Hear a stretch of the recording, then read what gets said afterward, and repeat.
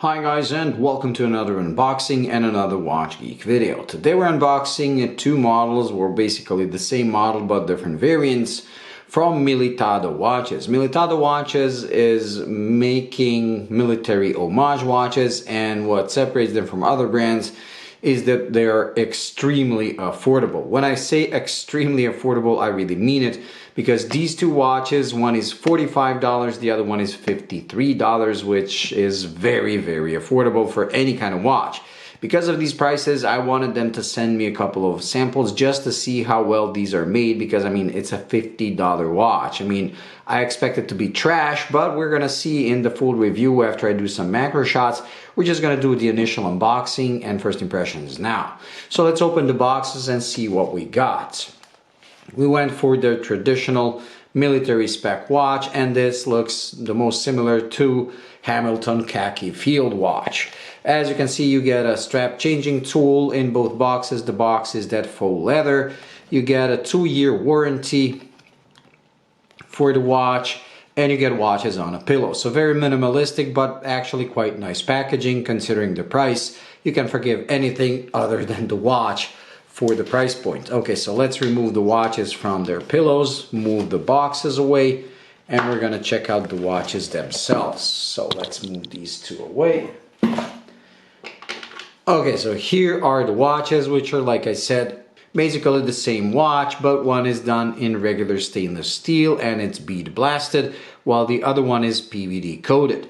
Both are the same internally and externally, so they're 38 millimeters in diameter, 47.5 lug to lug, which is quite long for a 38 millimeter watch, and just 10.5 millimeters thick, so they're really thin. And proportion wise, they really do look like the Hamilton khaki field. And as you can see, the seconds hand is ticking away almost like a mechanical watch, but both of these are quartz powered, and they're powered by the Seiko VH31 movement, which mimics the movement of a mechanical watch while giving you the accuracy and convenience of a quartz watch. So as a grab and go cheap option and everyday wear watch, these are actually pretty cool. This one is $45. If you want PVD coated, then it's $53, so quite a small difference, and both are extremely cheap. But on top of a Seiko movement, so a proven a quartz movement that actually looks cool because of the sweeping seconds hand, you also get a domed sapphire crystal with AR coating, something you don't get on a Hamilton that is known for not having any AR coating at all, making legibility a bit of an issue.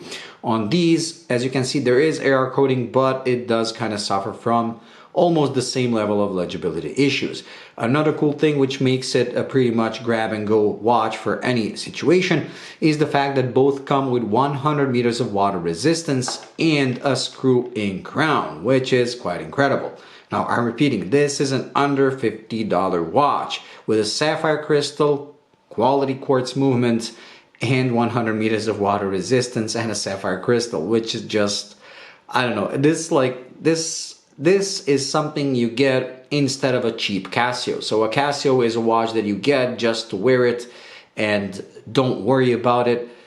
But with this one, you can get like a more classical looking watch, actually an iconic looking watch that's very wearable, very practical for the same amount of money. On a Casio, you're probably going to end up with a coated watch that's either chrome-plated plastic or a chrome-plated brass. With this, you get a stainless steel, and you can only dream of a sapphire crystal at this price point from any other brand, which is pretty impressive.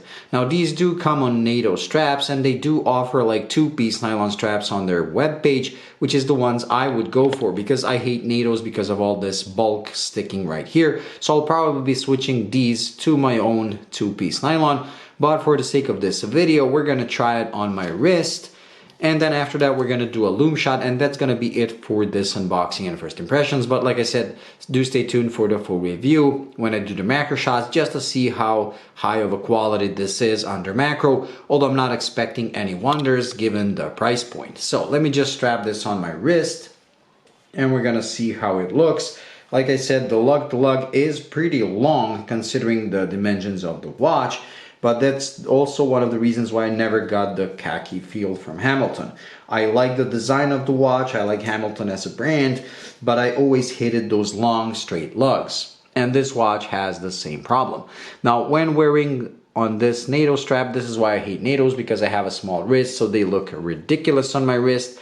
The lugs do not extend past my wrist, so it's actually wearable on my 6.5-inch wrist, but without this NATO. So I will be switching both of these on my own 2-piece nylon straps, but I actually like it. And the funny thing is, another thing that reminds me of those cheap Casios is the weight.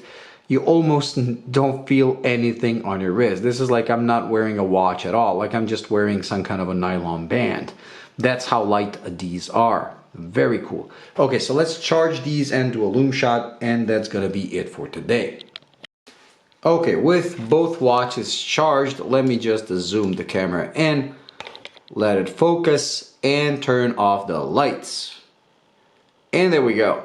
As you can see, the lume is kind of disappointing, but considering the price of under $50, this is something I expected. So the lume does show the price point, and we're gonna see just how well these are made under macro, but again, I don't expect any wonders.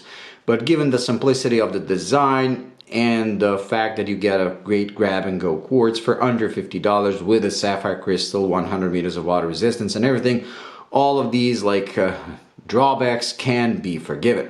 Anyways, that's it when it comes to this unboxing and first impressions. Like I said, do stay tuned for the full review, and I'll see you in the next one. Bye.